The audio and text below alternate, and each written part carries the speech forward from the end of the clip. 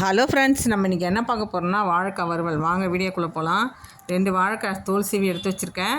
அது 4 நாளாக கட் பண்ணி போட்டிருக்கேங்க. ஒரு வாழைக்காய் 4 கட் பண்ணி போட்டிருக்கேன். ஸ்டவ் பற்ற வச்சு கடாயில் தண்ணி ஊற்றி வேக வச்சுருக்கேன். கொஞ்சம் மஞ்சத்தூள் போட்டிருக்கேன். ஒரு 10 நிமிஷம் வேகட்டும்.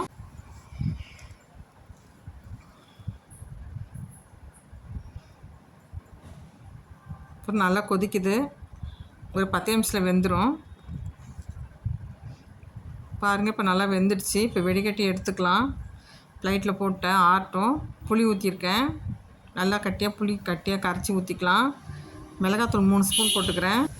தேவையான சால்ட்டு போட்டாச்சு. 3 ஸ்பூன் மிளகாத்தூள் போட்டுக்கலாம். ஏற்கனவே நம்ம வாழைக்காய் மஞ்சப்பொடி போட்டோம், அதனால் போட தேவையில்ல. இப்போ நல்லா கலந்து 5 நிமிஷம் ஊற வச்சிடலாம்.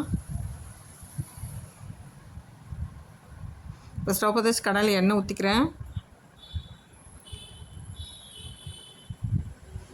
எண்ணெய் நல்லா காஞ்சிடுச்சு. இப்போ வாழைக்காய்லாம் எடுத்து வச்சுக்கலாம்.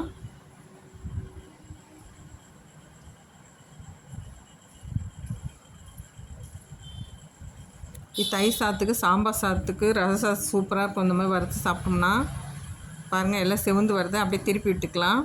அது நல்லா செவந்துருச்சுங்க. நல்லா மொறுமொறுன்னு இருக்கும். நல்லா சாப்பிட்டாவும் இருக்குது, வெந்திருக்கு நல்லா. நீங்களே ட்ரை பண்ணி பாருங்கள்.